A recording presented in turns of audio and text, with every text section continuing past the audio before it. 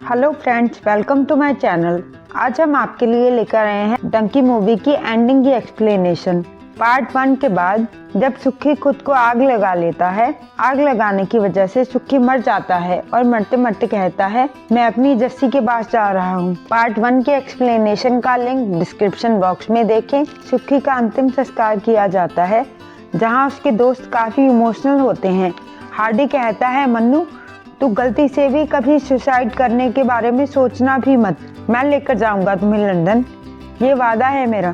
Hardy अपनी सारी property बेचकर एजेंट्स की फीस भरता है और अब हार्डी, मन्नू, बुग्गू और उनके साथ आयल्स करने वाले 3 लोग, चमेली, उसका भाई गुलाब और पंपी, डोंकी के रास्ते लंदन जाने के लिए निकल पड़ते हैं। पहले एजेंट उन्हें बोट में बैठाकर पाकिस्तान तक ले जाने वाला था, जिसके आगे दूसरा एजेंट उनको अफगानिस्तान पार करा के ईरान तक ले जाएगा ट्रक में, वहां से रेल पकड़कर टर्की, वहां से पानी के जहाज से इंग्लैंड। अब वो लोग सब बोट में बैठने लगते हैं। तभी चमेली एक डब्बी में अपने देश की मिट्टी रख लेती है, ये बोलकर कि पता नहीं वापस लौटे या नहीं। अब वो सब लोग एक बोट में बैठकर आगे बढ़ते हैं, पर तभी हार्डी देखता है कि दूर एक वॉच टावर है। एजेंट कहता है, बोट अब आगे नहीं जा सकती। हार्डी कहता है, पर हम लोग तो आगे जरूर जाएंगे। अब वो लोग पाइप्स का यूज करके पानी के अंदर रहकर आगे बढ़ते हैं, जहाँ एक स्नेक आने की वजह से मन्नू के हाथ से पाइप छूट जाती है, उसका दम घुटने लगता है। हार्डी उसे अपनी पाइप दे देता है सांस लेने के लिए। वॉच टावर पर खड़ा बंदा हलचल नोटिस करके पानी में गोलियां चलाता है। गोलियां और लाइट बंद हो जाने के बाद हार्डी वापस पाइप ले लेता है और अब सारी रात वो लोग पानी में ही चलकर पाकिस्तान तक पहुंच जाते हैं। अब हार्डी उन लोगों को बल्ली की फोटोएं दिखाता है, उसने अपना घर, गाड़ी सब ले लिया था।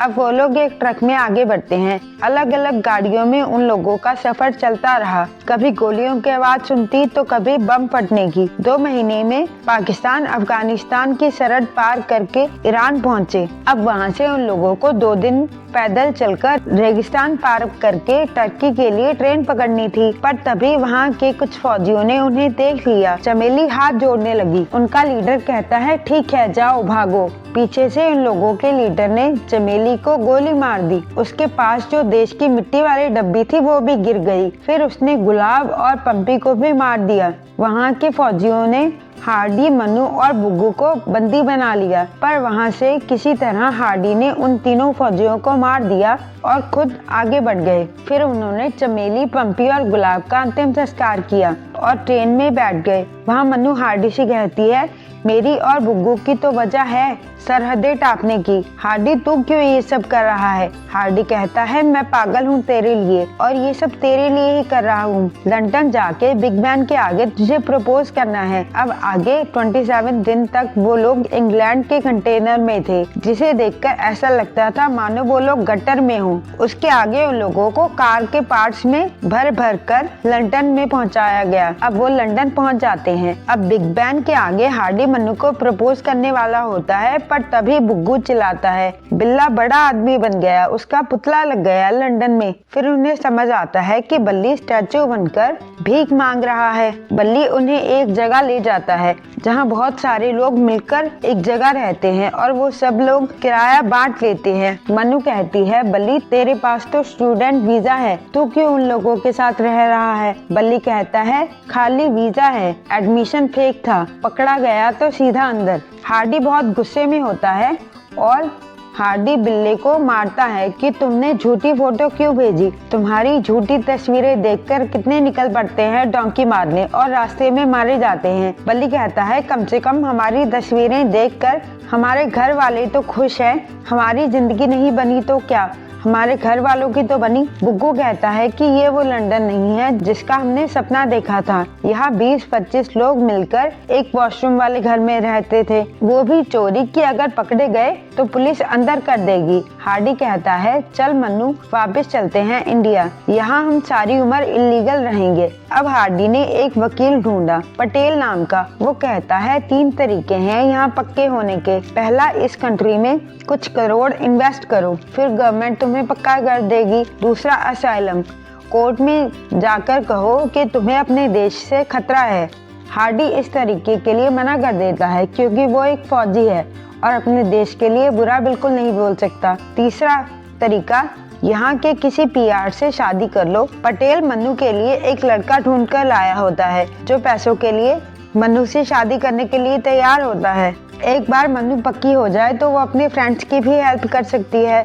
अब मन्नू और उस फॉरेनर की चर्च में शादी होने लगती है। फॉरेनर मन्नू को किस करने वाला होता है, ये देखकर हार्डी उस फॉरेनर की पिटाई कर देता है।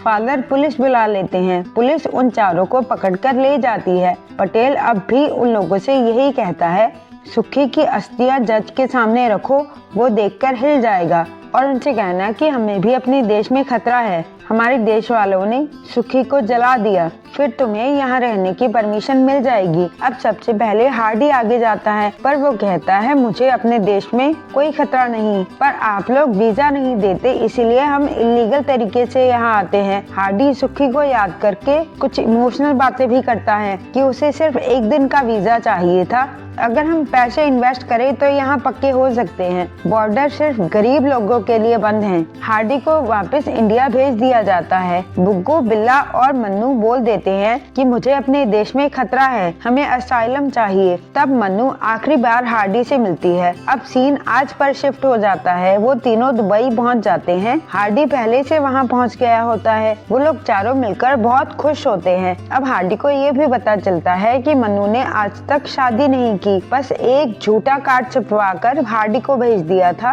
ताकि उसे लगे मन्नू की शादी हो गई है और वो भी मूव ऑन करके शादी कर ले। अब मन्नू ये भी बताती है कि उसे ब्रेन ट्यूमर है, उसके पास सिर्फ 1 महीना है। हार्डी इमोशनल हो जाता है। मन्नू कहती है मुझे अपने देश में बनना है। हार्डी कहता है फिक्र मत कर, मैं तुझे प्लेन में बिठा कर ले जाऊंगा, डंकी नहीं लगवाऊंगा इस उम्र में। अब हार्डी गीतू से बात करके एक डंकी एजेंट का नंबर लेता है और उससे कॉन्टेक्ट करता है।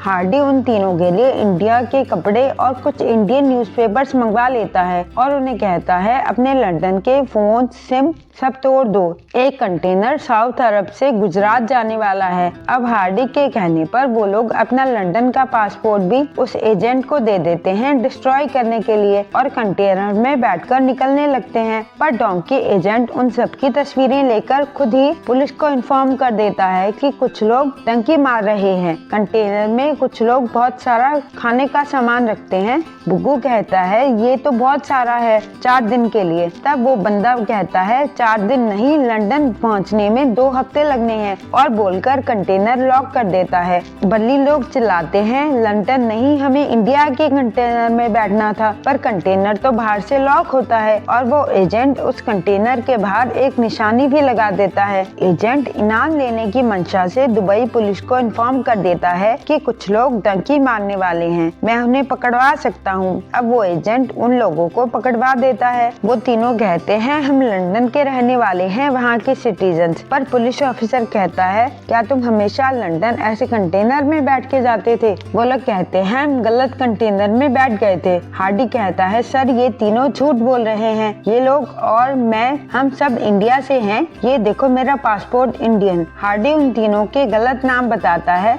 गुलाब, चमेली और पंपी, जो 3 डोंकी मारते वक्त मारे गए थे। हार्डी कहता है इन तीनों को पकड़ लो, मुझे जाने दो, पर पुलिस ऑफिसर मना कर देता है। हार्डी अपना पासपोर्ट पानी में फेंक देता है और कहता है अब कैसे प्रूव करोगे कि हम इंडियंस हैं? इंग्लैंड नहीं तो हम लोग दुबई में सेटल हो जाएंगे। पुलिस ऑफिसर गुस्से में कहता है 2 हफ्ते में मैं प्रूव कर दूंगा कि तुम लोग इंडियन हो और इंडिया की फ्लाइट से वापस भेज दूंगा। तुम लोग कभी डोंकी मार कर इंग्लैंड नहीं जा पाओगे। असल में ये सब हार्डी का प्लान था, पुलिस को बेवकूफ बनाने का, कि पुलिस को लगे वो लोग इंडिया से इंग्लैंड डंकी मार रहे हैं और पकड़े जाने पर वो लोग खुद ही उन्हें इंडिया डिपोर्ट कर दें। और ऐसा ही होता है। दुबई पुलिस ऑफिसर उन चारों के बारे में इंडिया से इंफॉर्मेशन निकलवाता है तो उन्हें पता चलता है कि पंपी, चमेली और गुलाब इंडिया के सिटीजन्स थे जो आज तक मिसिंग हैं। इंडियन गवर्नमेंट उन्हें वापस बुलाने के लिए मान जाती है। अब चारों को फ्लाइट पर